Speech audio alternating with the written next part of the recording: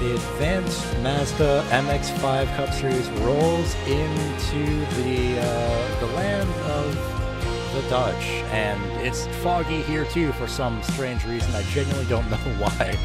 Welcome to the Racing Line Network. I am your sole one-person, crew, I guess. I don't know what to call this at this point. It has been a day. We will go with that. But I'm Gary Weaver, the sole producer slash owner slash commentator slash whatever you want to call this at this point. We are here for the third week at Zandvoort. I believe it is the Club Layout, I think. It has, again, been a little bit of a day today, so I'm a little bit frazzled, but we are here nonetheless.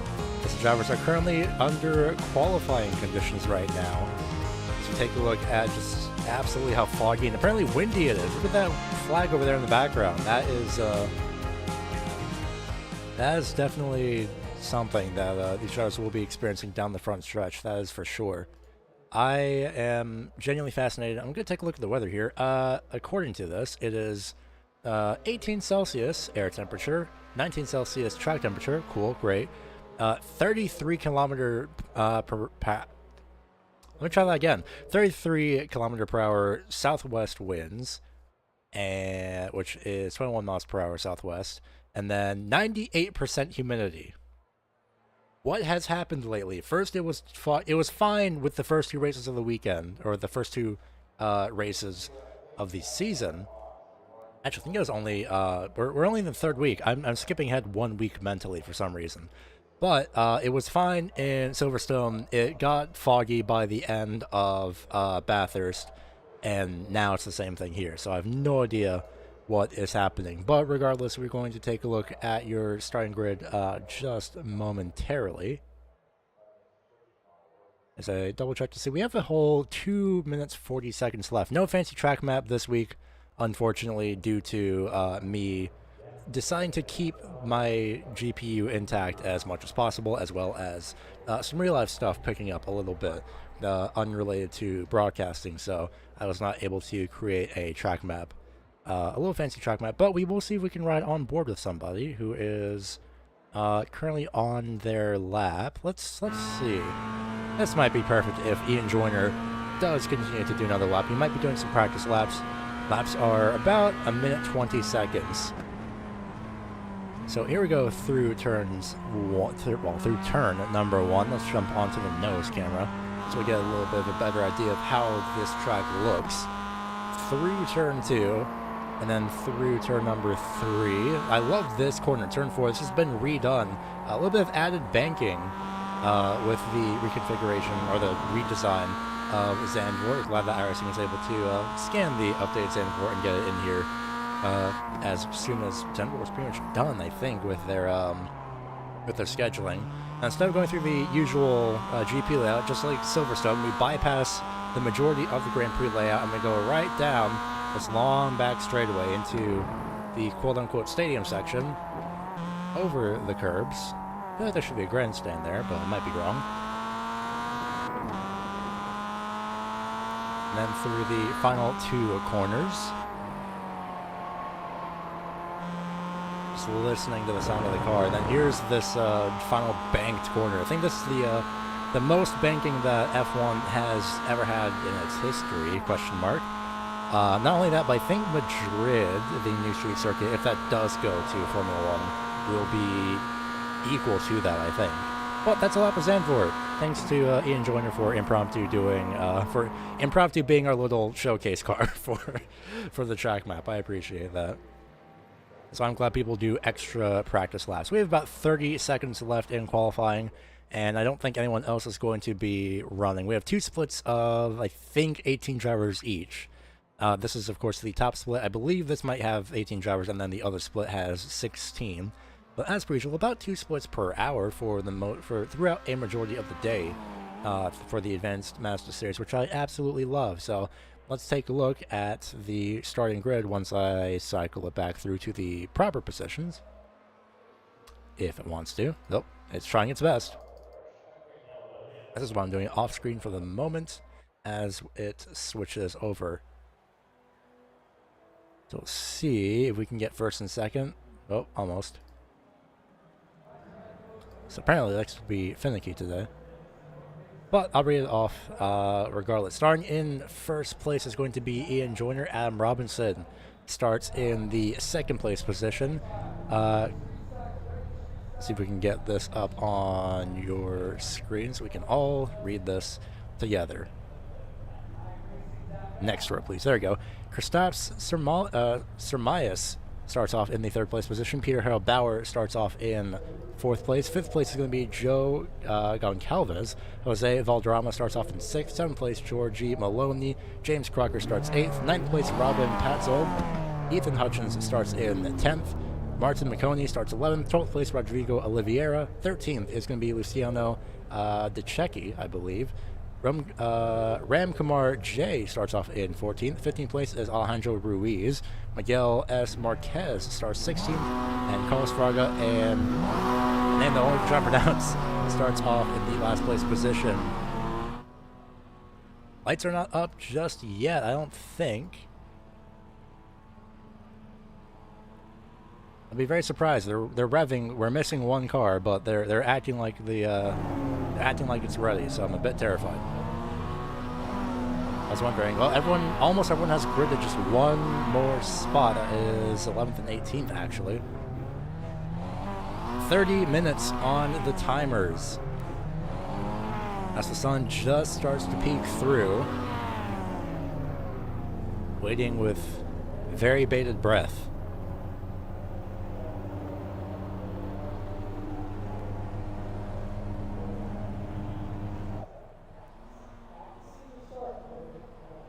Well, the red lights start to go up.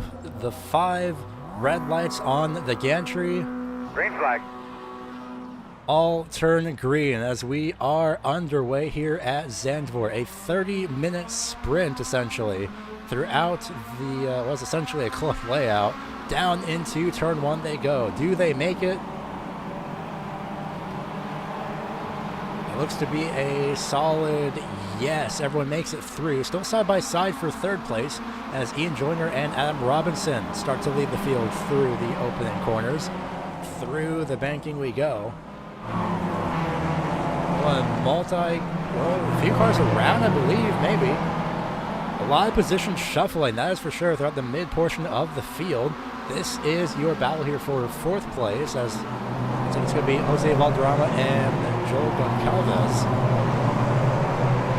Goncalves will move up to the fourth place position. And once again, it is so humid / foggy that the lights on the cars are active in the middle of the day. Still can't get over that.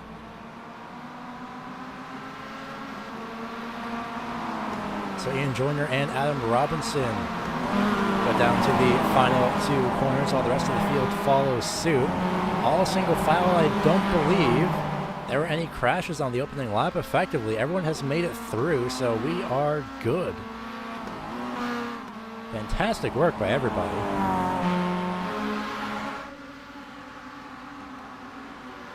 And just like that, already a huge gap. And the battle for third place looks like Peter Harold Bauer side by side, battle for fourth place actually. Harold Bauer will fall back to 10th place as Joel will move up to the fourth place position, car number 9 to fourth place. Through what is ultimately my most favorite section here, just because of how much speed you can carry through, and too much speed carried through for Joel as he crashes at the exit of the corner.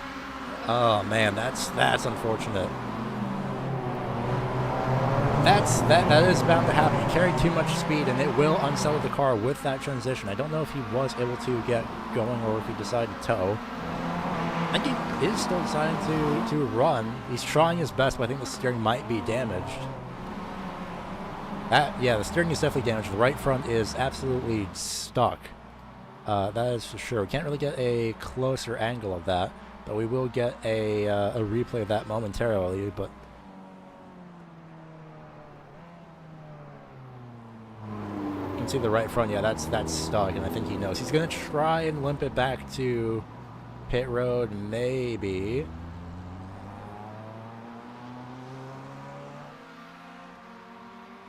And meanwhile, for the lead, Alan Robinson has gotten by in Joyner down enough into turn number 1. I'm going to take a look at the first replay of the afternoon, if it would let us. For some reason, no replay is being triggered. That is quite strange. Alright, so maybe not a replay at the moment. So just bring everything back in for now. So it looks like the 10 and the 6 have run into some issues in the same section, actually. What is happening today out of turn number, turn number 4, I think. That is day done for multiple drivers. Again, I would love to take a look at a replay if it would let me. But unfortunately, we aren't able to. Actually, we might be able to try this out. Let's see. Well, that's almost the correct transition. We can do it the opposite direction. There we go.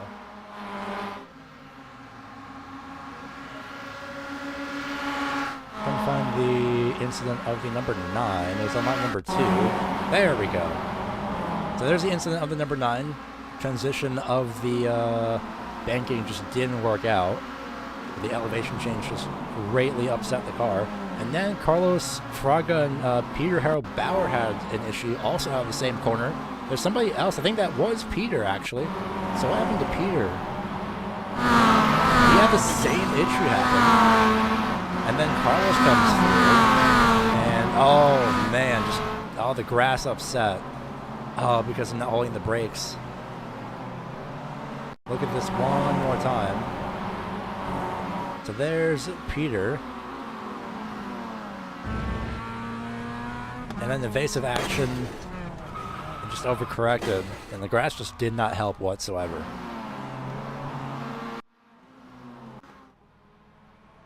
Well, we got there in the end. As we see the drivers there sitting in pit road, 4 of them are out. For some reason, Alejandro Ruiz has been sitting in pit road for quite a while.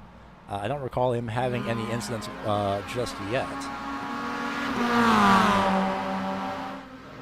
Might be a hardware thing, if anything. In fact, it might have been before Joel's crash, but we'll take a look at that momentarily. As side by side for the lead they go. Ian Joyner goes back to second place as Robinson goes up into first place position. Once again, in turn number 1, a very, very wonderfully prime passing opportunity there into turn number 1. Let's ride on board Christoph's Sermayas.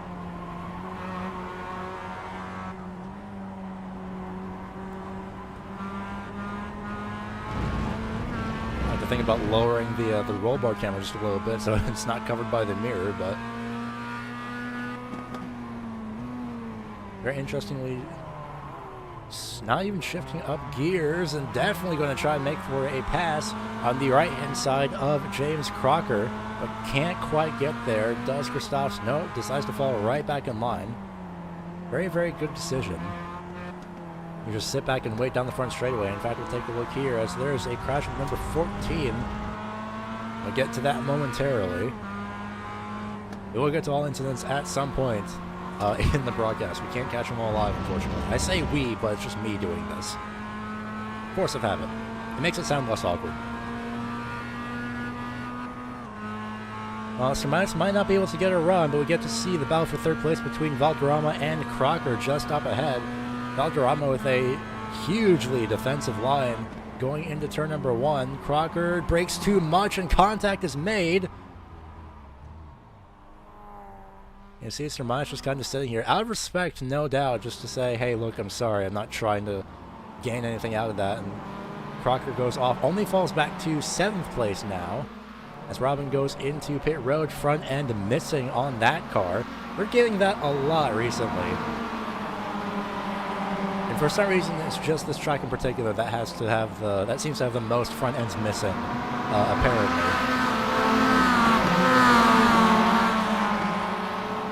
I saw that incident with James Crocker live.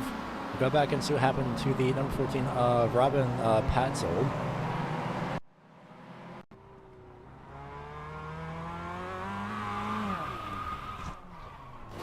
Oh, just too much. Wow. I think the front end was already missing off that car. No, it was not. That's that car that made contact with him. That's the 7 machine of Stygian Nigel. Probably mispronouncing that, and I apologize if I am mispronouncing that. But apparently that's what happened, and then there's something else that happened. Oh, that's the same contact. Okay. So both a spin, loss of control, losing the rear traction, and then getting contacted by the 7. Enough damage to have the 14 sitting in pit road for the past, well, specifically sitting in the pit box for the past 1 minute and 17 seconds as of right now. It looks like it's gotten apparently light enough that the cars don't need the headlights. And we see tire tracks, I think, just being laid down by Adam Robinson. This track is quite tricky, and it has been for a lot of drivers. So 14th all the way through 16th are either retired or still repairing their car. And to put it simply, well, 14th place, Robin Patzold is still repairing his car. Same with the 10 of Peter Harold Bauer. Carlos Fraga, Joel Goncalves. Yep, I am pronouncing that correctly. And Alejandro Ruiz have all decided to retire from at least this event.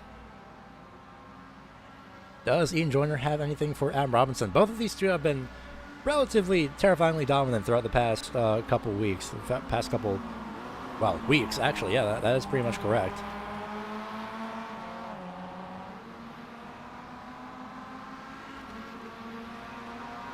It is pretty good to see Ian Joyner. Ian Joyner did, I believe, snag the win back in Silverstone from a 3-wide battle. I think twice in the same lap, essentially. So I'm going back to double check the results of that race in particular, as Adam Robinson is starting to extend the gap just a little bit. So it was Ian Joyner and Adam Robinson finishing first and second at Silverstone just a couple weeks ago. And then just last week in Mount Panorama, the race winner then was, triple checking here, was Roy Sandy Mayobry, who did not run for this event. Same with Alex O'Grady. Adam Robinson finished in 3rd. Ian Joyner finished in 6th. Ian Rankin and JC Lozano a couple months as well. Finished 4th and 5th at Bathurst last week. Well, these two have their, I believe, trading lap times, actually. 0.3 of a second faster, roughly, is Adam Robinson. So for now, he has this in the bag. But I say for now, for a very specific reason. It is always possible that drivers can catch up throughout this event. And in fact, we'll go through the field now, since everyone is quite spread out. Of course, Adam Robinson starts out in running first. Ian Joyner, the reverse story of that. I don't think we have to say too much else, at least for the time being. Jose Valderrama on a little island of his own. Not that that's necessarily a bad thing. He started 6th. He's currently running in the 3rd place position. A little bit of a wide angle in that corner as Gregory Maloney starts 7th, currently runs 4th place, first time at least in the quote-unquote broadcast split. I believe that we have seen both Maloney and Valderrama. Valderrama's name I've seen somewhere before, I think. Kristaps Samaya is definitely new. Start 3rd, currently ranked 5th. Not bad on paper. The name that I cannot pronounce, but I'm going to give it my best attempt. I believe it's either Styan Nyo. It might be Styan Nyo. The J might be silent. I'm not sure why I pronounced that in the first place. But, regardless, Nyof is sitting in the 6th place position. I might be pronouncing it incorrectly, but I'm going to go with Nyof instead of Nigel. It might be Nigel Hoff. Who knows? There are many pronunciations, and none of them I don't know, so we'll see at the end of the day. Side by side, coincidentally, for 7th place is both James Crocker, who's going to be trying to make his way up through the field once again, and Luciano DeCecchi, sitting in the 8th place position. Miguel Marquez sits in 9th after starting 16th. Ramkumar J sits in the 10th place position. Ethan Hutchins currently sits in 11th.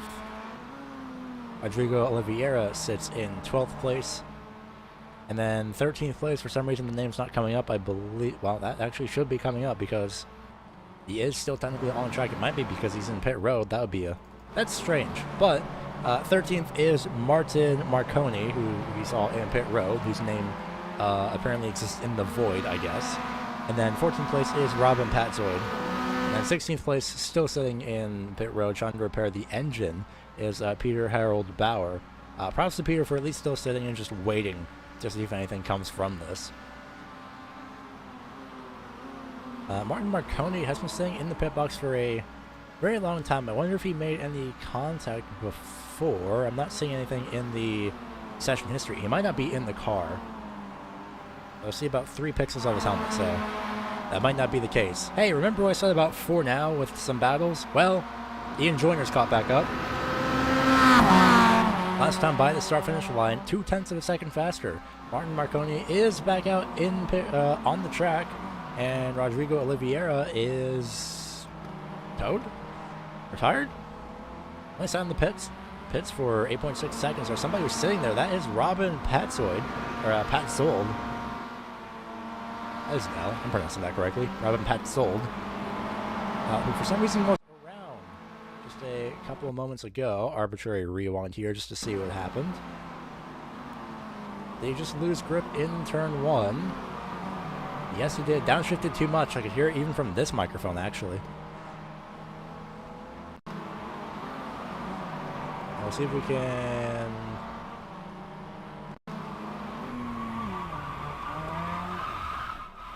Yeah, too much throttle there with trying to keep it together, and that's something that can happen with that. Trying to keep too much throttle, and well, you're definitely going to go around for more than you thought. More than you expect, I would say. Sometimes it can catch the car, but in most cases it's better just to let off all the brake a little bit.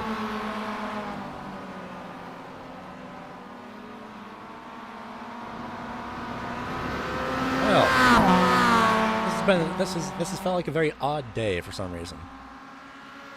It might have been the fog. It might have been the humidity, more specifically, which, by the way, has dropped to a whole 97% from 98%. It is still 23 miles per hour, 37 kilometer per hour southwest winds, which is blowing, I believe, still towards turn 1, essentially.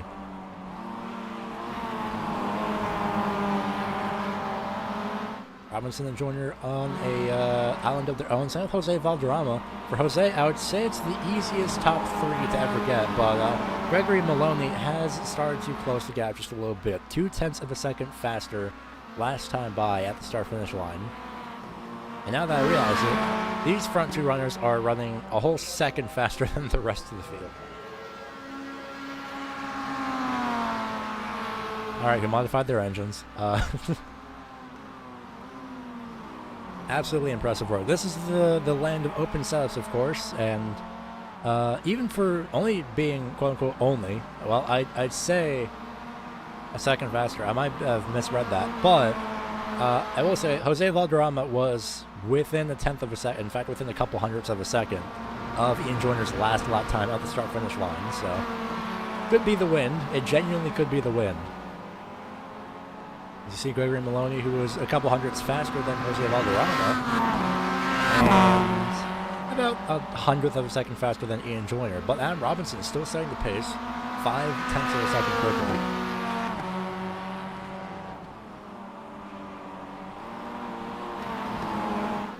Looks like Kristaps Surmise has gotten passed by James Crocker, who is back up to the 5th place position, who we saw contact being made, I believe, between both Kristaps and James Crocker.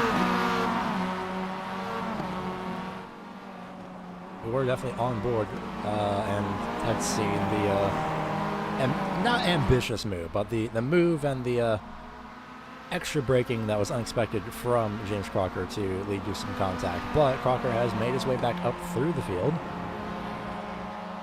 Currently up to 5th place, and he is only, quote-unquote, only 10 seconds between himself and Gregory Maloney. This is a lot more spread out than even Silverstone, I believe, and way more than Barcelona, so it's very fascinating to see how everyone's setups handle all these different tracks. Of course, different setups for different tracks, I would think, for the most part. You could change maybe a couple things between track to track and keep the same thing, I would think. I'll have to ask about that at some point. One of these days, we will get post-race interviews. That is for sure.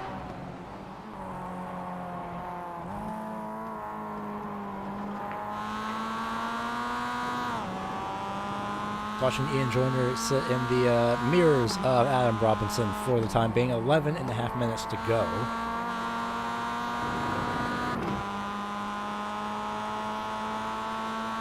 And you know what? Let's do a couple laps of just essentially only the engines and only the track. So enough of me talking. Let's listen to the cars.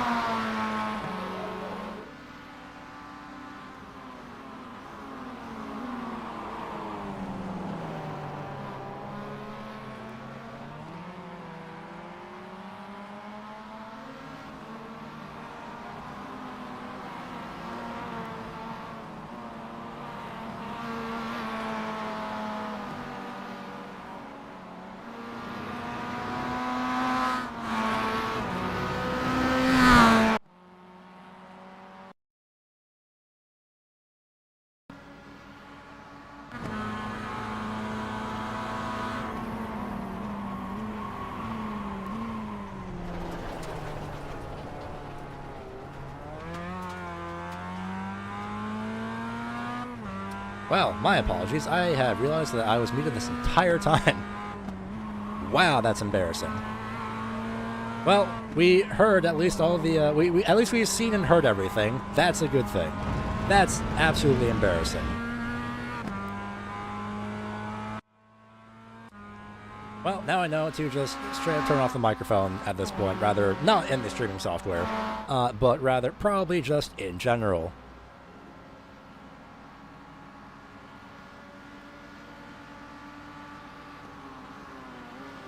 Yep, didn't realize it was muted up until about 2 seconds ago. So on the bright side, we do have the visuals. That's good enough for me, I feel like. It was muted through the actual software, so that's not going to be recovered anytime soon. But I will say, at least you have the visuals.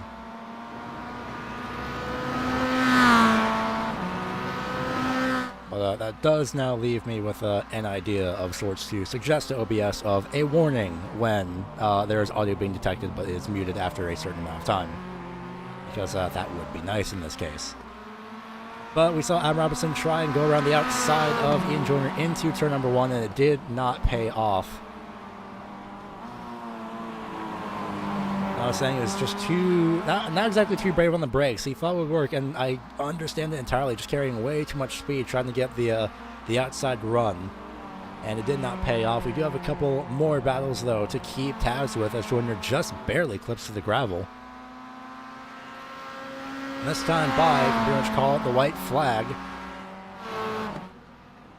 In fact, you can see just barely behind the tower being waved at the start-finish line. I had a couple people waving them. That's very convenient. Well, the estimated 23 lap count is correct. We do have a couple battles that we will catch up with on the closing portions of this lap. We still have the battle for 3rd place, 5th place, and maybe 7th place. We'll see as everyone comes across the start-finish line. But Ian Joyner and Adam Robinson will once again finish in this exact same order that they finished in at Silverstone. I thought Adam Robinson might have a chance to redeem the 2nd place finish, the chance that he had to finish in 1st place at Silverstone. He almost had it, but once again, for the 2nd time this season, in terms of battling for the lead, Adam Robinson will be finishing 2nd to Ian Joyner. So in the quote-unquote broadcast split, Ian Joyner, for the 2nd time, rounds the final corner, this time with a much more comfortable lead, and he will cross the start-finish line to win here at Zandvoort after 30 minutes. Adam Robinson comes 2nd. Jose Valderrama and Gregory Maloney have been battling for the 3rd place position. Will this change at the start-finish line? They'll go side by side, drag race for the final spot of the podium, and they just barely, I believe, goes to Jose Valderrama. James Crocker, great recovery from him after experiencing some contact earlier. He finishes 5th. Kristaps finishes in 6th. 7th place battle goes to Luciano Di Cecchi with Stian Nayo, I believe is how his name is pronounced, finishing in 8th. Ramkumar J, there we go, finishes in the 9th place position, and rounding out the top 10 is Miguel Marquez. As everyone else is either a lap down or still on pit road trying to fix their damage, but what a race. My oh my, that was absolutely incredible. Great job by both Adam Robinson and Ian Joyner once again. One of these days, we've seen it twice. I guess 3 times in a sense. I think we almost saw him get the podium at Bathurst for Robinson. I think he did. I need a spreadsheet for these. But one of these days, Robinson will get the win. I am calling it now. One of these weeks during the season, he will get the win during this time slot.